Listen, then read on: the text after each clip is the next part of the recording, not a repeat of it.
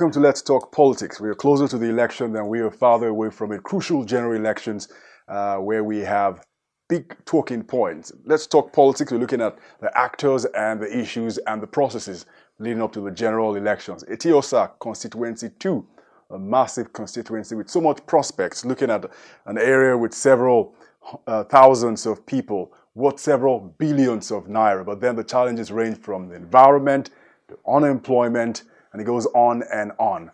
Dele Ajisebutu is the candidate of the People's Democratic Party seeking the seat in next year's general elections. We're going to have you join us on Let's Talk Politics. Thank you. Nice to be here. Right. So the question usually we ask everyone who does come on the show is, why are you running for office? Interestingly, it's passion. Been in the private sector for 35 years. I believe I've achieved significant things. Looking at the way the economy is being run, looking at what we're getting as citizens of this state and country, I feel that we can get much more. I believe that I have a role to participate in the enhancement of that process. And that's why I've decided to join in the race. I want people to have quality life.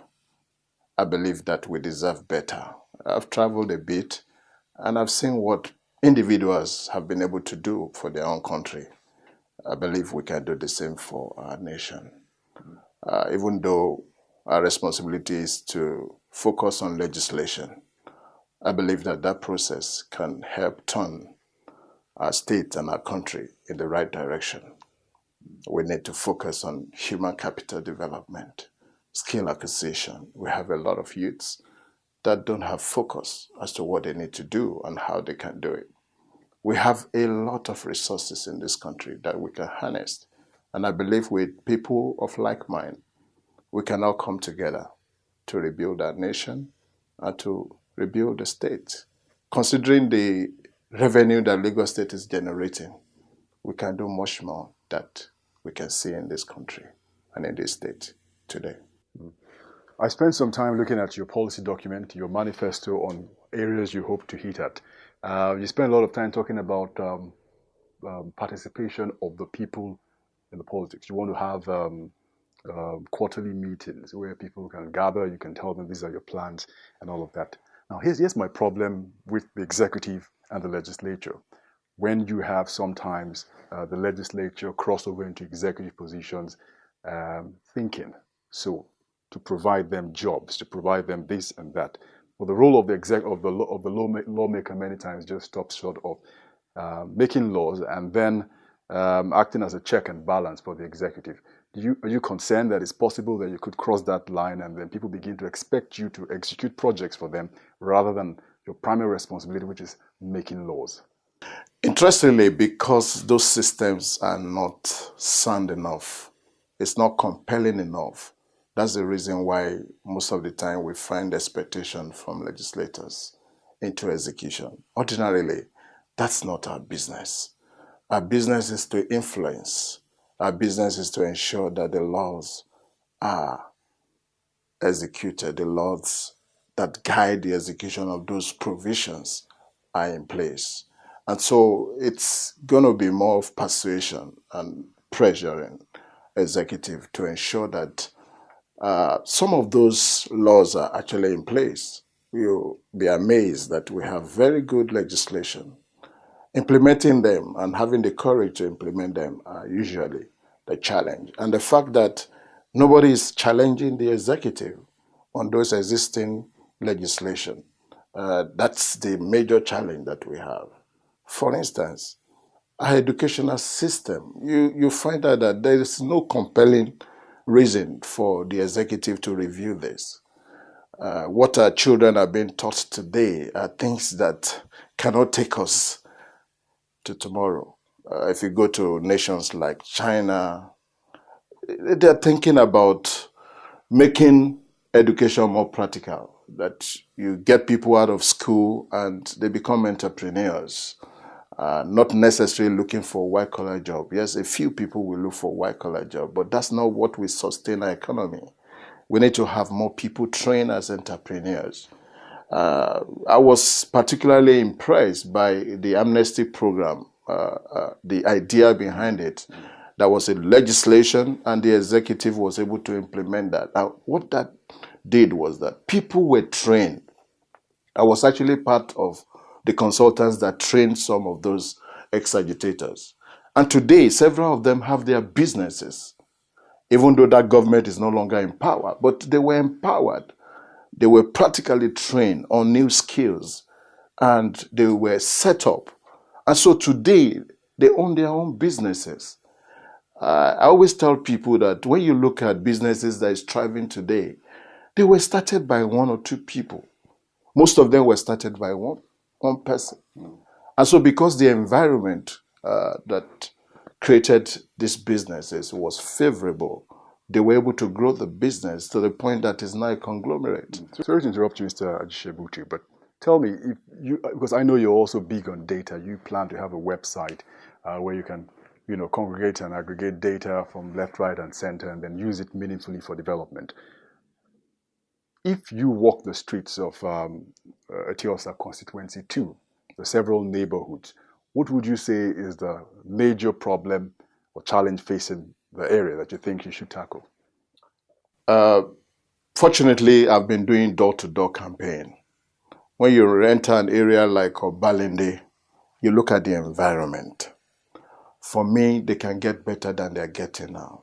If you look at the inner streets of the center of Obalende, I don't think any of that has been touched in a long time. And you look at our urban planning laws, I think we need to overhaul it. That allows the people to have quality life. Honestly, it's a bit of a challenge. Somebody told me of his wife having a challenge at about 11 p.m. and they couldn't get to the hospital until about 2 a.m.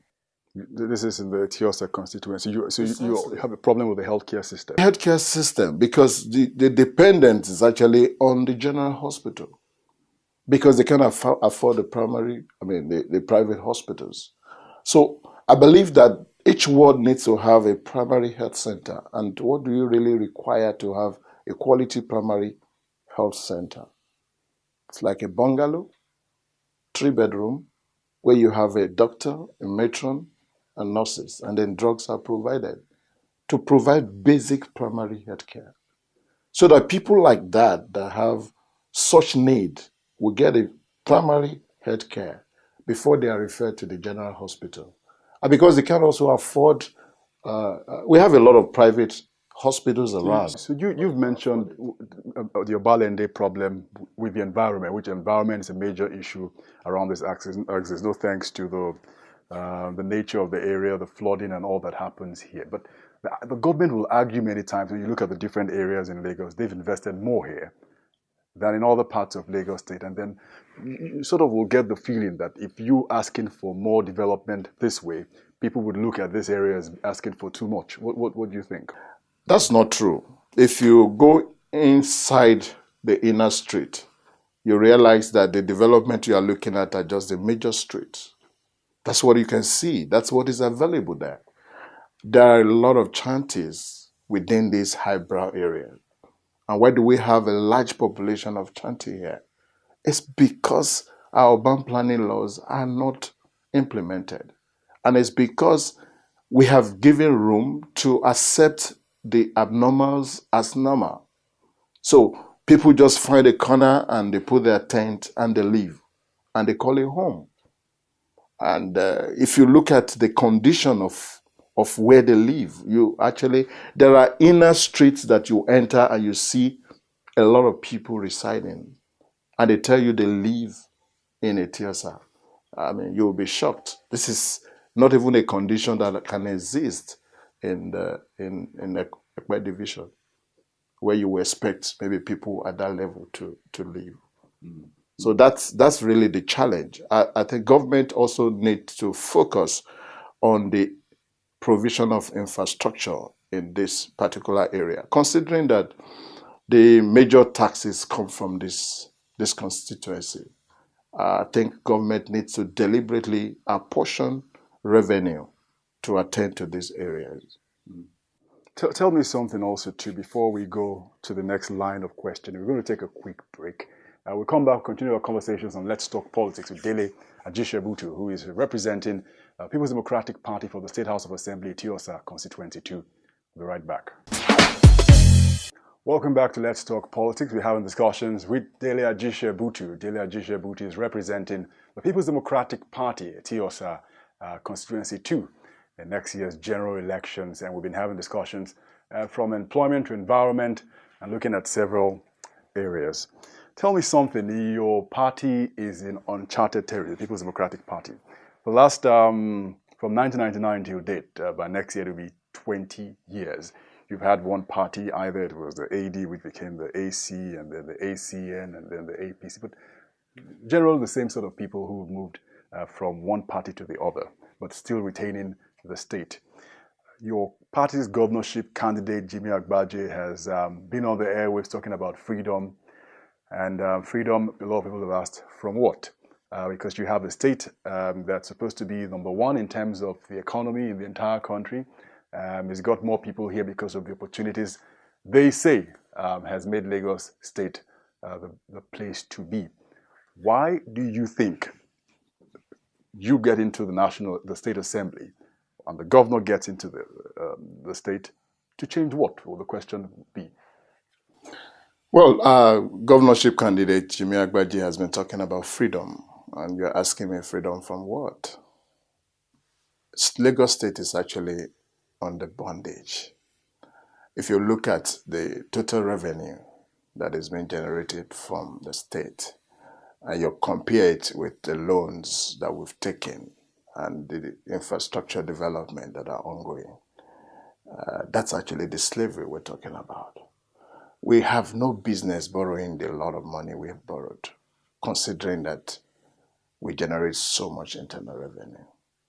And if you look at the structure of the generation and the structure of who is collecting and the structure of the commission that is being paid to the company or the organization that is collecting the revenue, it's some form of bondage.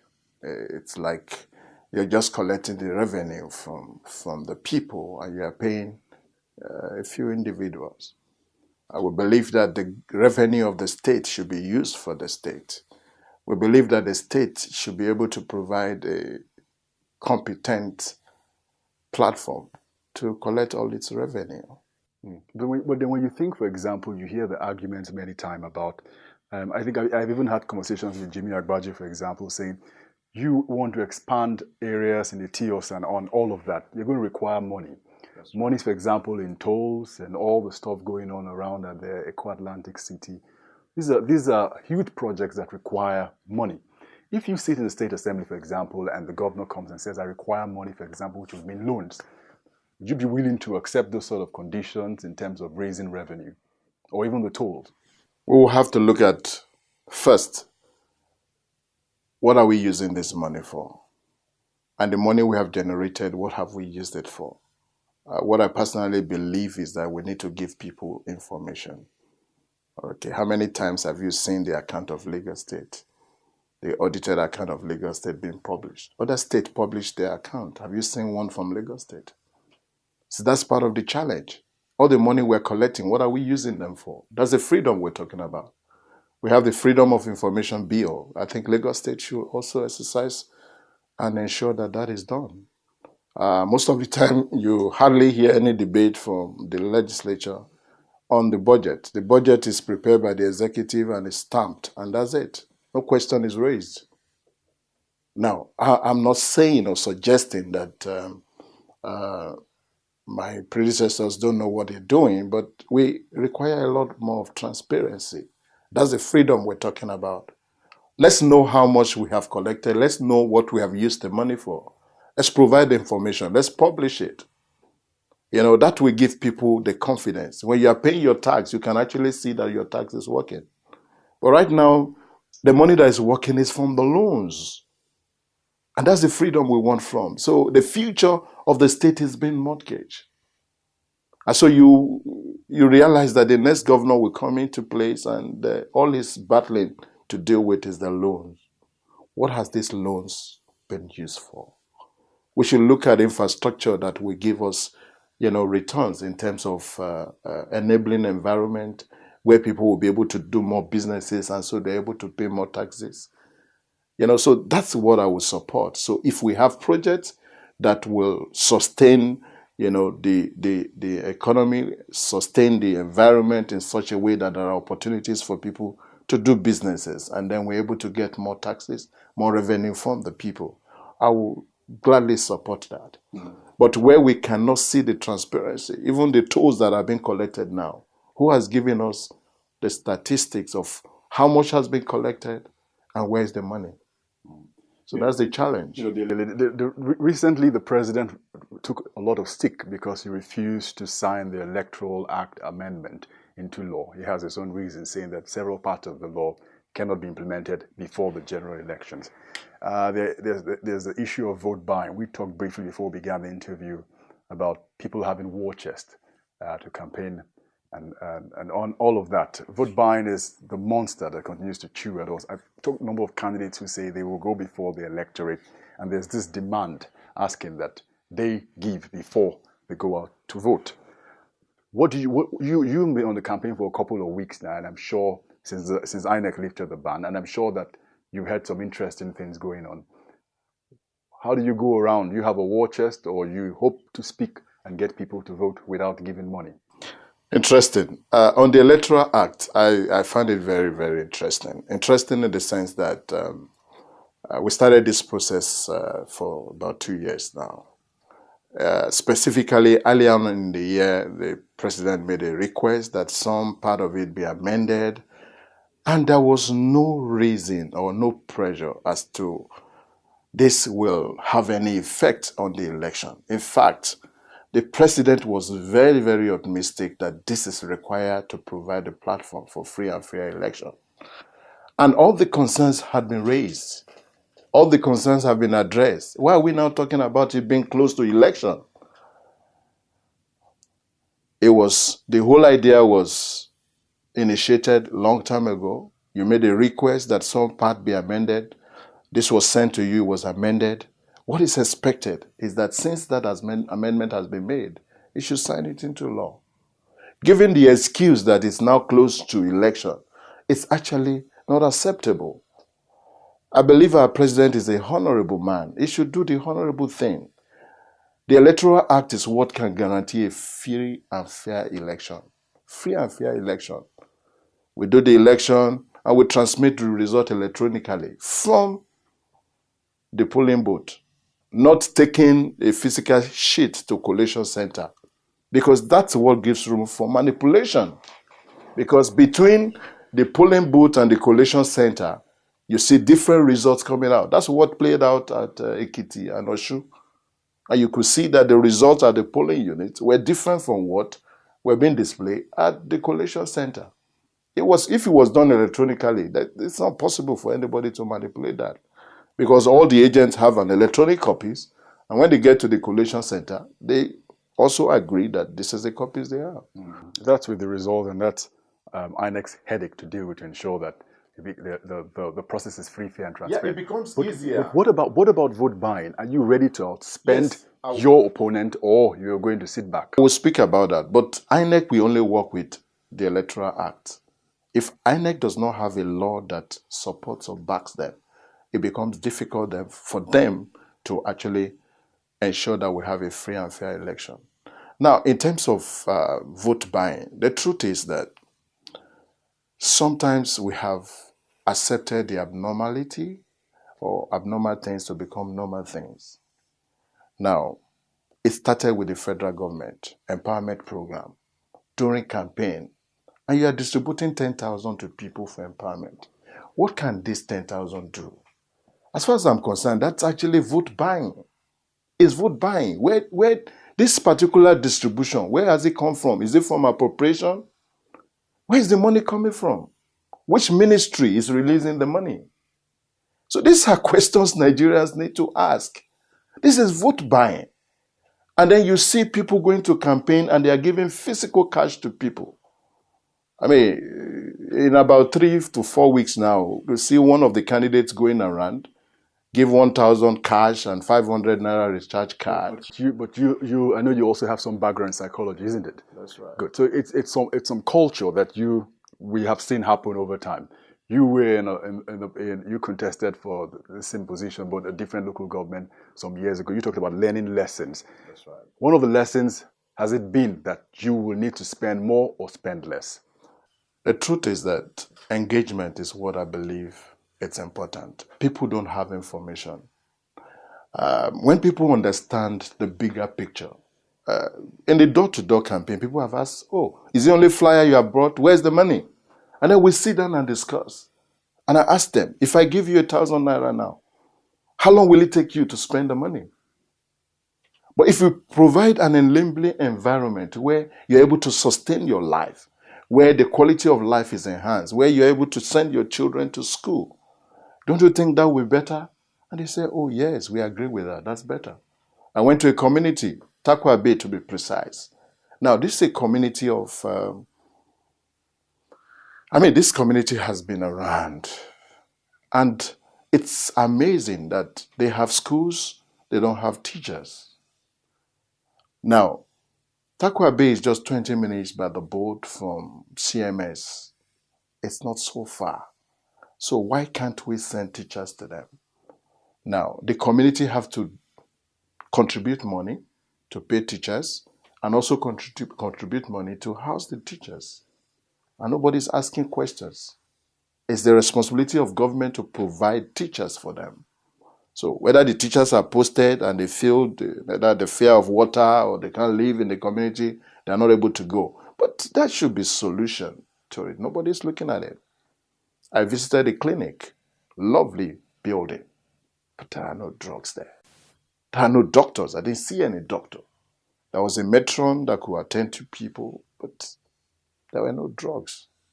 And so what we decided is, look, before we even win the election, we want to show people that we care. So we're doing a kind of medical outreach. Because you see people having basic health issues, and they can't deal with it except they cross over to Lagos Island or the neighboring. So we're going with doctors, pharmacies, nurses, and we're going with drugs. So they diagnose, they check them, and then they dispense there and then. So the issue of vote buying, it's about enlightenment. People believe that the politicians, the first question they ask is that, look, we're not sure we'll see you again. So whatever we can collect from you now, we'll be glad to collect from you. It's because they are not sure that they will see the politicians or their representative anymore. That's why they insist. But if our politicians can prove and show to the people that we will always be there, and that's why I have in my plan the quarterly town hall meeting, where we will sit down together.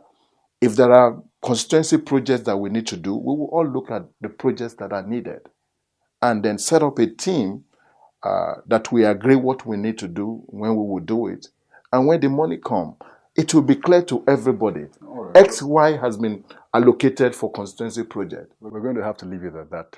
That's right. Fingers crossed until then. Thank you very much, Dele Ajisebutu, who is the People's Democratic Party's candidate for the Eti Osa constituency 2. General elections come 2019. Until next time, I'm Awogo Obo. See you.